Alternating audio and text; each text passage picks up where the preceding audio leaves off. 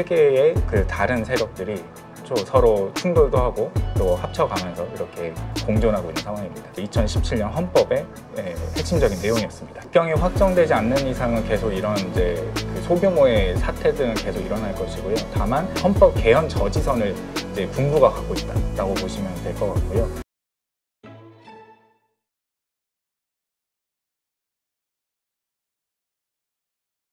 오늘 모신 분은 한국외대 동남아연구소 서준수 연구원이십니다. 안녕하세요. 네, 안녕하십니까.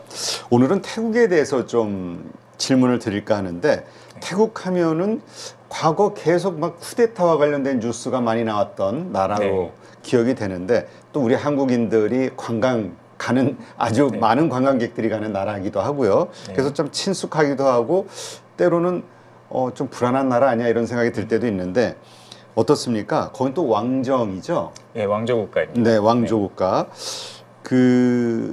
이 왕조 국가이면서 쿠데타가 자주 일어나는 이 태국의 어떤 정치 상황, 어떻게 저희가 이해를 해야 될까요?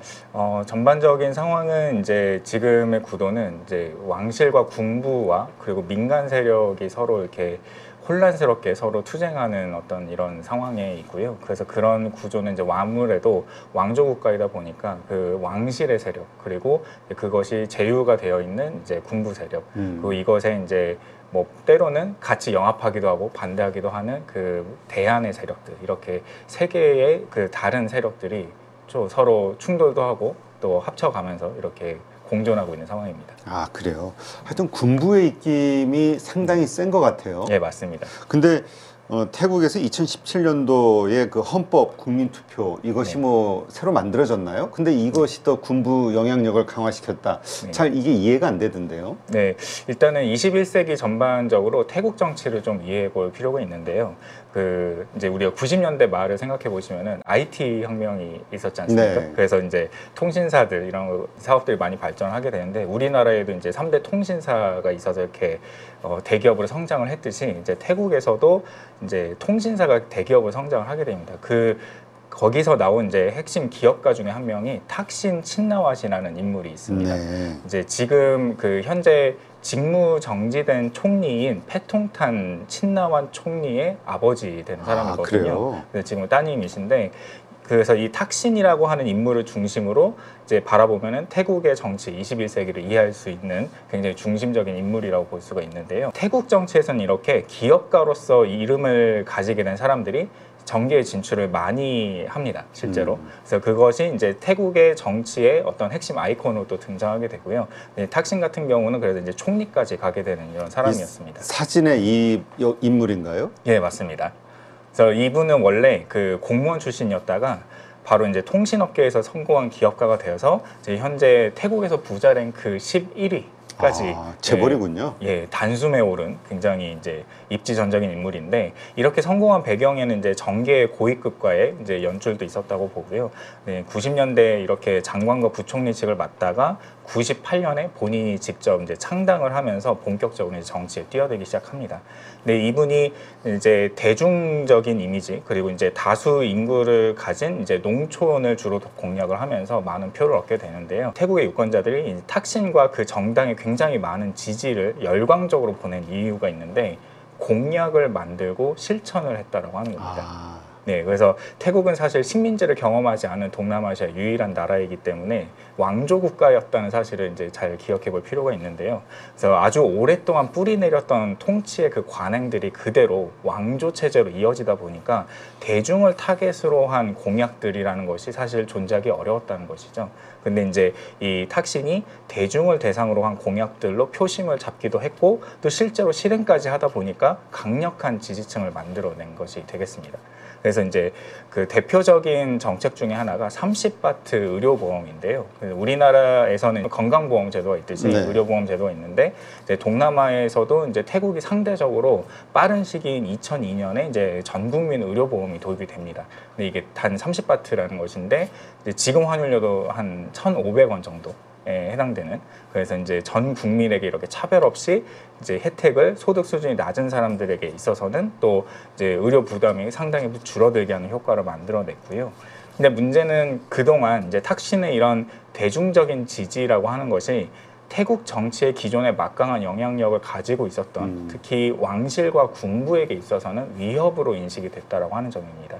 그래서 이제 원래는 태국에서는 전국적인 지지를 받는 지도자는 딱 한 명이었어요. 네. 그게 국왕이었습니다. 근데 위기의 순간에 딱 등장을 해서 이제 중재하는 어떤 그 해결사적인 모습, 중재자로서의 모습을 보여준 게 국왕이고, 또 빈민의 삶을 이렇게 돌아본다거나 직접 가난한 마을을 또 방문하거나 이런 것들을 통해서 이제 국왕이 그 태국을 약간 지켜주는 살아있는 어떻게 보면 지도자, 또 신 거의 가깝다 할 정도로 이렇게 지지를 받았던 존재였는데, 그것만큼 전국적으로 지지를 받는 또 하나의 정치 지도자가 등장한 것이죠. 그게 바로 탁신인데, 그러다 보니 이제 여기에서 조금 갈등이 생겨나기 시작합니다. 그래서 이제 2006년에 탁신이 이제 유엔 총회 참석차 이렇게 해외에 있을 때 쿠데타가 발생을 합니다. 아, 군부 쿠데타가? 예, 맞습니다. 그래서 이제 해외로 이분이 망명을 하고 이제 정권이 무너진 상황이었어요. 근데 이게 태국 전체의 국가적인 분열을 만들어냅니다. 그래서 이제 소위 레드 셔츠, 옐로 셔츠라고 하거든요. 그래서 이제 탁신을 지지하는 계층들은 레드 셔츠, 그러니까 빨간색을 입고, 그다음에 보수나 왕실을 지지하는 세력들, 이런 쪽들은 이제 노란색 옷, 왕을 상징하는 색깔이거든요. 그래서 이렇게 탁신과 반탁신, 그리고 군부와 반군부로 대표된 이런 갈등이 이제 지속이 되는데, 이 쿠데타 직후에는 보통 위원회라는 걸 설치를 해서 이제 임시 군정을 진행을 합니다. 네. 그래서 군부가 잠깐 이렇게 통치하다가 이제 민간으로 이렇게 정권을 이양하겠다라고 하면서 이제 총선을 선포를 하거든요. 근데 그 사이에 자기들이 이제 지지들을 더 받아서 이제 총선에서 이기는 전략을 가지는 것이 이제 군부의 방식입니다. 그 사이에 반대 세력의 지도자급들을 이제 정치 활동을 금지시킨다거나 해가지고 또 정당을 해산 조치하기도 하거든요. 그래서 이제 그 반대 세력은 이제 새로운 지도부를 구성하고 신당을 창당해서 이제 총선에 뛰어드는 이런 구조가 태국 정치에서 계속 반복이 됩니다. 그래서 쿠데타 이후에 이제 선거를 통해서 군부가 나름 합법적으로 이제 정당을 만들어서 집권하려고 했는데, 이제 실제 결과로 보면은 이제 2007년, 2011년 총선 모두 이제 탁신과 관련된 정당들이 압승을 하게 됩니다. 네. 그래서 쿠데타 이후에 이제 이렇게 상황들은 결국은, 그래서 이제 탁신은 망명가 있는 상황이고, 그 여동생인 잉락이라고 하는 사람이 대신 총리를 맡게 되면서 이제 결국 군부의 이런 시도가 좀 실패하는 것이고요. 그런데 이제 잉락이 총리로 있었을 시기에 이제 오빠였던 탁신을 이제 사면하려고 하는 시도, 이런 것들이나 또 상원 의원을 직선제로 뽑자는 개혁을 시도하기도 하는데, 이런 것들이 쿠데타의 또 원인이 돼서 다시 또 쿠데타가 발생하는. 아, 그래요? 네, 이런 갈등이 이제 2014년에 또 쿠데타가 발생하여서 여동생이었던 잉락도 이제 해외로 망명한 이런 일이 배경이었고요. 그래서 본격적으로 이제 그래서 이제 만들어진 것이 2017년 헌법 개정입니다. 그래서 탁신계를 몰아내려고 했던 군부의 시도와 이제 총선을 통해서 집권하려고 했던 이런 것들이 군부가 실패를 하게 되면서 등장을 했다고 보는 것이거든요. 그래서 이제 바뀐 내용들을 간단히 보시면은, 하나는 그 총리 선출에 이제 내각이 상원과 하원이 있는데, 이제 총리 선출에 원래는 그 하원만 투표를 하기로 되어 있었는데 상원도 추가를 시킵니다. 그래서 하원 의원이 500명이 있고요. 그래서 이제 원래는 500명 중에 과반수인 251명이 되면은 이제 총리가 되는 거였는데, 이번에는 이제 상원 의원 250명이 더해집니다. 그래서 이제 총 750명이 이제 투표를 해서 네. 과반수를 얻어야 되는 것인데요. 그래서 이제 상원도 이제 투표를 하는 게 뭐가 문제냐라고 이야기할 수 있는데, 이 상원 의원은 헌법으로 규정한 것이 경찰과 군부 인사로 국왕의 승인을 통해서 임명된다라고 적혀 있습니다. 네. 네, 그래서 이제 민간 출신의 정치인이 이제 총리 되기 어려운 구조를 만들어낸 것이고요. 그래서 아무리 이제 선거에서 이겼다 하더라도 이제 상원의 지지가 없으면은 총리가 되기 어려운 상황. 그래서 이제 이런 부분들이 있었고, 그리고 실제로 하원도 이제 조금 선거법을 개정을 하게 됐는데, 아까 500석이라고 말씀드렸는데 그 중에 350석은 지역구, 150석은 비례대표로 뽑습니다. 그래서 이제 여기에서 특이한 부분이 이제 우리가 한 번쯤 들어보셨을 연동형 비례대표제라고 하는 것이 적용이 되는데, 예를 들어서 한 정당이 30%의 그 지지를 표를 받았다라고 한다면은 이 정당이 전체 가질 수 있는 의석수는 500석 중에 30%니까 150석이 되겠죠.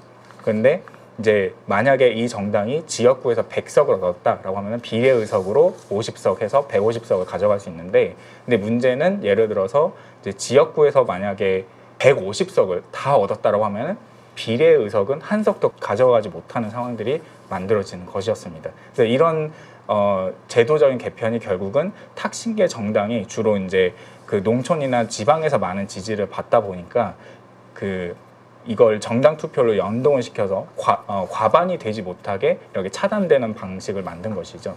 그래서 이제 탁신계 정당이 다수당이 되기 힘들게 그래서 만든 이런 시도가 바로 2017년 헌법의 핵심적인 내용이었습니다. 아, 그러니까 이게 탁신이라는 사람이 엄청난 영향력이 있는 거군요. 그 네, 후손들, 네. 네, 그 친족들이 계속해서 정권을 그 이름을 힘입어서 팔아서 네. 정권을 잡을 수 있을 정도로 네. 그리고 군부는 그거를 싫어하고 왕조도 싫어하는 거군요. 왕도 그거를 그렇습니다. 자기만큼 어떤 아주 그냥 뛰어난 존재가 있다는 게 네. 그래서 결국은 만들어내는 것들이 이 탁신 계열이 총리가 될 수 없는 이러한 방식을 찾은 게 이 지금의 국민투표다. 예, 맞습니다. 아, 그렇군요. 그 정도로 탁신, 뉴스에서 가끔 탁신 이야기는 들었는데 이 정도로 영향력이 큰 사람인 줄은 몰랐네.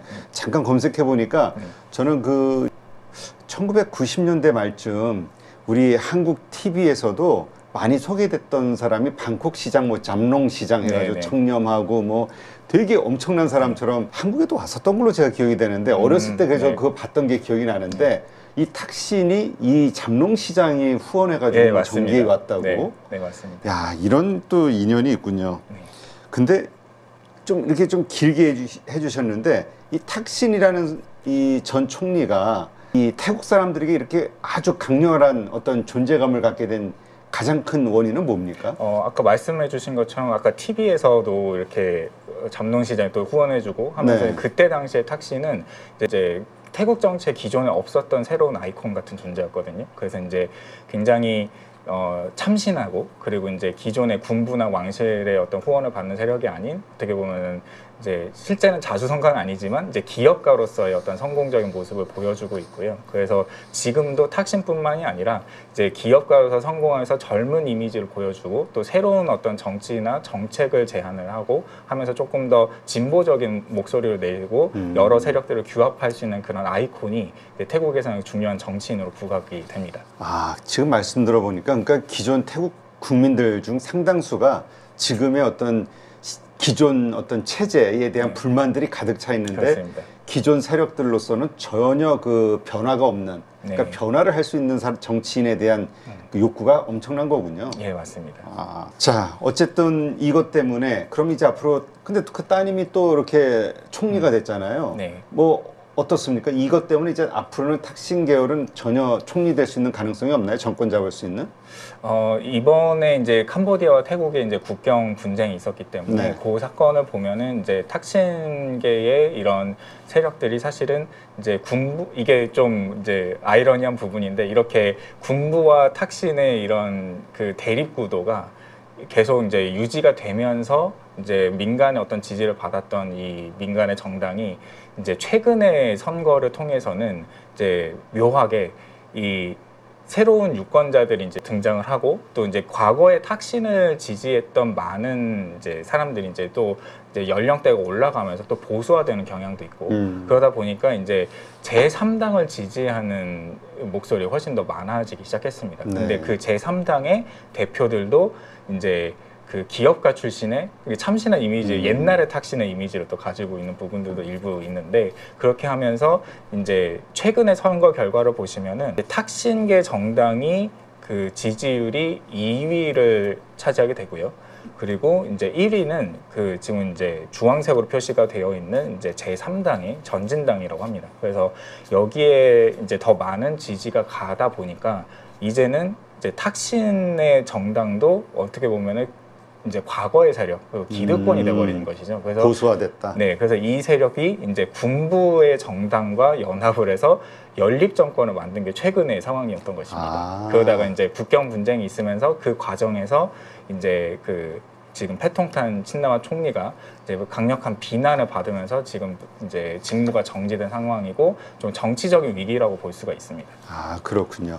그러니까 국민들이 그 탁신을 좋아하고 그 정당을 지지했던 거는 변화인데 네. 그걸 이제 못 들어주는 어떤 보수화가 되다 보니까 새로운 그 개혁 세력, 그 변화를 할 수 있는 이쪽에 대한 그 세력들에게 이제 표가 가는 거군요. 예, 선거의 지형도 조금씩 변화하고 있는 부분이 이제 예전에 탁신이 많이 어필했던 부분은 공약을 제시하고 그 공약을 실천하는 부분에 있어서 이제 많은 지지를 받았다고 한다면 지금 이제 더 인기를 받고 있는 현재 신생 이 정당은 이제 예를 들면 선거 때 SNS를 통해서 직접적으로 유권자와 소통을 하면서 이제 공약에 대해서 이야기하고 정책에 대해서 이제 대안을 제시하는 아주 직접적인 소통하면서 더 큰 인기를 받게 되는 부분이 지금의 좀 변화상이라고 볼 수가 있습니다. 네. 태국 사람들이 가장 원하는 변화가 뭡니까? 이제까지 좀 알려진 바로는? 일단은 대표적인 게 여기 신생정당이 제시한 공약이 몇 가지가 있는데요. 그 중에 이제 첫 번째로는 왕실 모독죄라는 주요 범죄가 있는데 예를 들면은 태국에서는 외국인이든 내국인이든 상관없이 왕실에 대해서 조금이라도 비판적인 목소리를 냈을 때 굉장히 그 처벌이 강력합니다. 아, 그래요? 예, 투옥이 되는 경우도 있고요. 그래서 그런 부분에 있어서 이 정당이 선거 과정에서 이제 정책으로 제시한 것이 이런 형량을 조금 더 완화를 시켜야 된다. 야, 없애는 건 안 되는 애.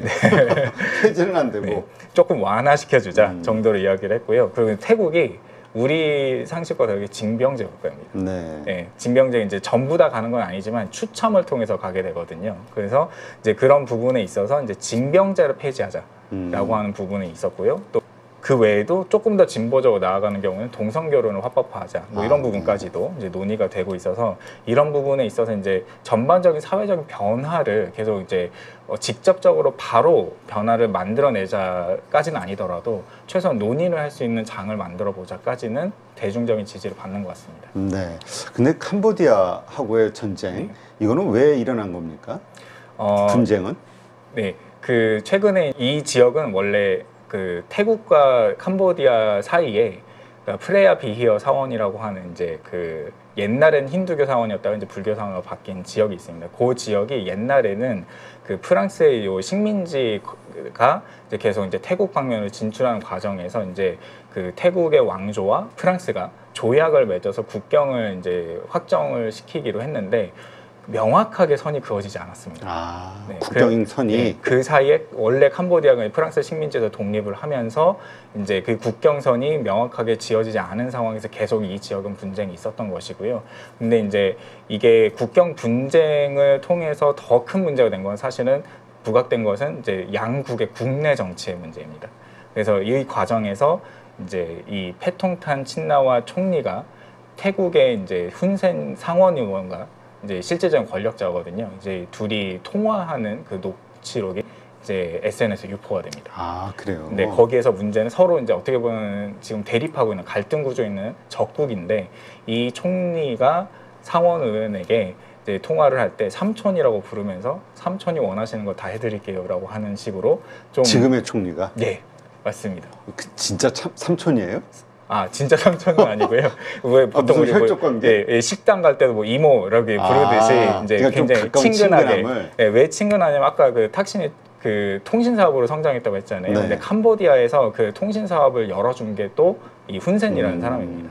그렇기도 하고 이제 그 탁신과 익락이 나중에 이제 해외로 망명했다고 말씀드렸잖아요. 그래서 쿠데타로 인해서 망명을 할 때 또 그 망명을 받아준 게 또 이제 캄보디아의 이 훈센입니다. 그 사이가 굉장히 가까운 것이었죠. 네. 그 의형제라고 할 수 있을 정도로 이제 이야기를 했는데 이제 최근에 이 통화 녹음이 이제 유출이 되면서 이제 그 부분에 있어서 이제 이 친나와 가문이 이제 태국에서 엄청난 큰 비난을 받게 되는 것이었고요. 이제 훈센 같은 경우는 이제 이건 아직까지는 확정된 거라기보다는 좀 설에 가깝지만은 그 아들에게 총리직을 물려줬거든요. 네. 그러면서 이제 권력 구도를 더욱더 강화하고자 이런 부분에 있어서 조금 더 강경한 목소리를 내고 있는 것이 아닌가라고 보고 있습니다. 네. 지금 그러면 그 결론이 어떻게 됐습니까? 이 전쟁은? 이제 우리가 초반에 봤을 때에는 갑자기 태국에서 막 미사일도 쏘고 하면서 좀 더 굉장히 강경한 자세를 보여줬거든요. 그것은 아마도 이제 지금 친나와 가문이 이제 통화의국을 통해서 어떻게 보면 국가의 이익에 반하는 방식으로 이렇게 보여졌기 때문에 그 대립구도에 있었던 군부 같은 경우는 이 국경 문제에 대해서 훨씬 더 강력하게 대응을 하겠다라고 하는 모양새를 보여줬던 거로 이해를 할 수 있을 것 같습니다. 그래서 이제 초반에 거의 전쟁이 진짜 일어나지 않을까 우려가 될 정도로 이렇게 확전의 모습을 보여주다가 이제 지금 트럼프 대통령과 그다음에 말레이시아에서 이제 중재를 제안을 한 상황이고요. 그래서 그것을 통해서 이제 말레이시아에서 이 양국의 대표들이 만나서 지금 이제 협상을 진행을 했고요. 그래서 평화 협상으로 지금 이제 논의가 계속 진행되고 있어서 전쟁까지는 가지 않지 않을까라고 보고 있습니다. 네, 뭐 최근에 나오는 뉴스를 보니까 뭐 휴전 이틀째인데 무슨 태국 국경 근처에서 지뢰 폭발해가지고 또 뭐 태국군이 3명이 발목 부상당했다 이런 뉴스들. 그러니까 자꾸 이 감정이 상하면서 전쟁이 일어날 수밖에 없는 여러 가지 그 상황들이 자꾸 일어나고 있는. 그러니까 좀 불안한 어떤 상황이긴 하네요. 예, 국경이 확정되지 않는 이상은 계속 이런 이제 그 소규모의 사태들은 계속 일어날 것이고요. 다만 이것이 국가 간에 아주 전면전으로 가는 상황까지는 가지 않을 것이다라고 예측을 하고 있는 편입니다. 근데 사실 이거 전쟁이 났을 때 그 트럼프 대통령의 중재라고 하지만 사실 이제 좀 협박이었죠. 뭐 안 하면 뭐 어떤 뭐 관세 어떻게 한다 뭐 이런 식으로.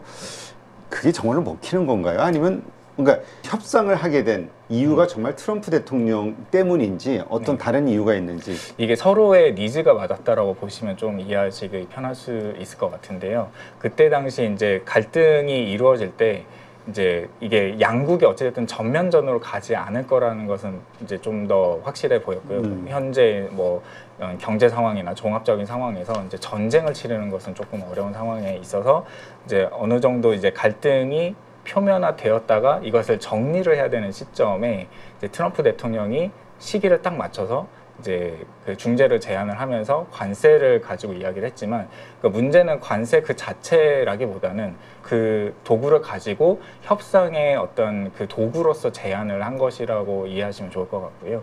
실질적으로는 태국과 캄보디아 측도 전쟁을 원치 않는 상황에서 이제 휴전으로 나아가기 위한 어떤 명분이 필요했다라고 보시면 될 것 같습니다. 그러니까 서로 전쟁 확전하기 싫었다. 그 가운데 이게 명분이 생기니까 협상을 한 거다. 그래서 중재안을 받아들이고 그렇게 되면 이제 트럼프 대통령은 대외적으로 이제 평화 협상을 진행한 중재자로서의 이미지도 이제 성과로 가져갈 수 있는. 근데 어쨌든 그러한 것들 보면 민족 간의 나라 간의 감정들이 그 상하잖아요. 어떻습니까? 지금 그 탁신 지금 현재 그 총리 어떤 상황이에요? 원래는 탁신이 해외로 계속 망명을 했었다라고 말씀을 드렸었는데 이번에 이제 최근에 선거를 통해서 이제 군부와 탁신 세력 간의 연합 정권이 이제 세워질 때 탁신이 복귀를 했습니다. 그 이제 형량을 많이 줄여주는 조건으로 돌아와서 결국은 탁신 세력이 여기에 다시 태국에 자리 잡는 것 아니냐라고 했는데 결국은 이게 굉장히 느슨한 연정이었던 것이죠. 결국은 그렇게 해서 지금의 갈등은 아마도 내각이 해체될 위기에 있지 않을까라고 지금 판단을 하고 있는 것이고요. 그렇게 되면 이제 선거를 다시 치러야 되는 상황입니다. 그러면 그 뭐죠? 그거를 녹취하고 뿌린 세력이 뭐 군부든가 뭐 이런 거겠네요. 반대파. 네, 아직까지 정확하게 어딘지는 안 나왔지만, 그러니까 그 최초로 나온 곳은 이제 캄보디아에서 이제 훈센 그 상원 의장이 이제 측근들에게 이걸 공유했다라고 인정을 했습니다. 네, 그렇군요. 하여튼 지금 쿠데타가 잘 일어나는 나라임에도 불구하고 뭐 미얀마도 좀 그렇습니다만은 이걸 민주적인 어떤 그 투표, 국민 투표라는 형식으로 이렇게 독재를 해나가는 새로운 형식을 만들었다는 게 좀 독특하다고 볼 수 있겠네요. 맞습니다. 그래서 미얀마도 비슷한데요. 태국의 예시하고 굉장히 유사합니다. 그래서 이제 지금 쿠데타도 이제 군부가 이제 민정이양이라고 하는 그래서 민간에게 정권을 이제 넘기겠다라고 하는 것을 통해서 이제 선거를 통해서 이제 민주적 통치로 나아가겠다는 이야기를 하는 건데 실상은 군부의 영향력을 그대로 유지하는 방식으로 이제 헌법을 이제 만들어 놓고 진행하는 것이라고 볼 수가 있겠고요. 그래서 이제 미얀마도 비슷합니다. 헌법을 통해서 이제 군부의 영향력을 보장하는 부분들이 있는데 그러니까 군부 같은 경우는 이제 대통령 후보 지명권이 있습니다. 그리고 국방부나 내무부 장관의 임명권을 이제 단독으로 가질 수 있고요. 그리고 이제 그 국회라고 하는데 이제 그 여기도 상하원이 있습니다. 거기에서 전체 의석의 25%는 무조건 군부 인사가 차지하기로 되어 있어요. 그래서 왜 25%냐면 이제 전체 의석의 75%를 초과했을 때에만 헌법 개정이 가능합니다.